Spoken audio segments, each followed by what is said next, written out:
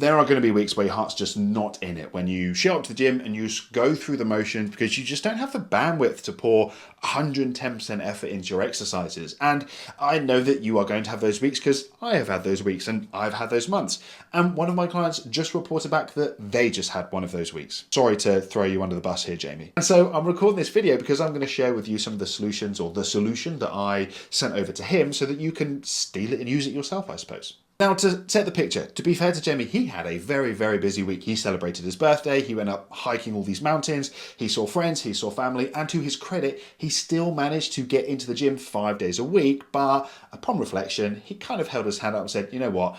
I gave 60% effort. It wasn't my best. I'm going to do better this week. And you know what? Some people who aren't complete arseholes would just leave it there and say, yeah, that's cool. Let's just do better this week. But nobody's ever accused me of not being an arsehole. And so here I am, because I think there is something, or I think there are one or two things that we can do that can take that week from being okay to being a little bit more productive. Now, fundamentally, the most important thing when it comes to training in the long run is that you keep your hands off this big red fuck it button. And so let's set out our 2 points to begin with. The worst outcome is when you are low in motivation, when your heart's not in it, you just sack everything off, you smash that big red button, and you don't do anything for that entire week. I think at the other end of the spectrum, we have the unrealistic expectation that you are going to just use huge amounts of caffeine and willpower to smash all of your workouts and set loads of PBs. And maybe for one or two of you, every now and again, that's going to be possible. But sometimes that's also going to cost you loads in mental power, energy, bandwidth. And you're just going to be exhausted from it anyway. Now, what Jamie managed to do is he still managed to show up to the gym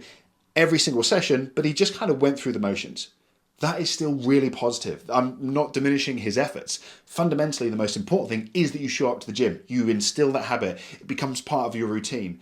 Even if the workouts aren't as effective as they could be, it is still beneficial. But there is still a bit of a gap. And I think with one or two proactive changes, we can take it from here to here. And I think about when I was my most tired, when I was the least enthusiastic about training, when my son was just born in the first 8 to 10 weeks and I was getting 4 hours of sleep a night on average. I would still show up and train, whether it was at the gym or the garage, but I would also just kind of go through the motions, other than for one or two key things. And that was any exercise where it was still reasonable to push to failure. If you're not currently having the most busy, stressful week of your life, I want you to think back to a week that was something like the busiest and tired and most stressful week of your life. And I want you to picture that you've managed to get to the gym. You packed your gym gear. You've managed to overcome the obstacle of just not wanting to go at all. You're in there. You've done a few minutes warm up and you're faced with two options. And those two options are a set of 10 to 12 repetitions of an exercise to failure. And one exercise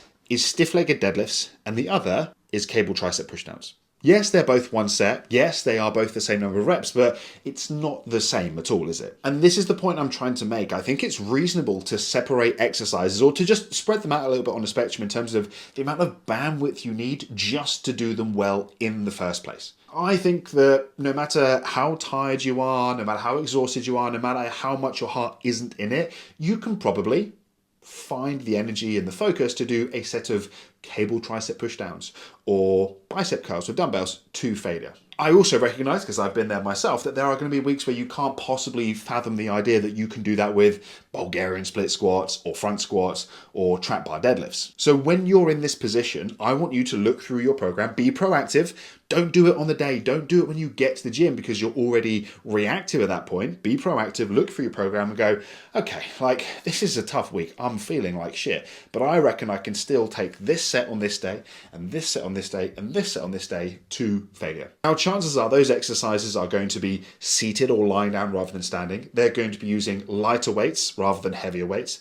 They're going to be exercises where you don't have to create loads of stability yourself. You're using machines or something rather than having to balance a barbell as such. And those are the exercises that you can still push really hard on. What that will do is it will take that week where you've showed up to the gym, which is great. You've done all your exercises, great, but you've done them at 60% effort, and it will just nudge it up towards the maximum potential benefit we might have gained from this end of the spectrum, which is now a fish, apparently. Now, in the short term, in that week, it doesn't make much of a difference, I'm being honest. Doing 3 sets that week to failure, as opposed to not doing those 3 sets to failure, doesn't make a huge difference. So if it doesn't happen, don't beat yourself up. But we're looking at the big picture here. We're not looking at training in terms of days and weeks, but months, years, and even decades. And so if your approach from now on is, when your heart's not in it, when you're low in motivation, you still show up to the gym and you take a handful of sets to failure rather than the big complex ones. If that's your approach from now on, then that is going to make a huge difference over the years to come. And it's really just as simple as that. Jamie still showed up to the gym,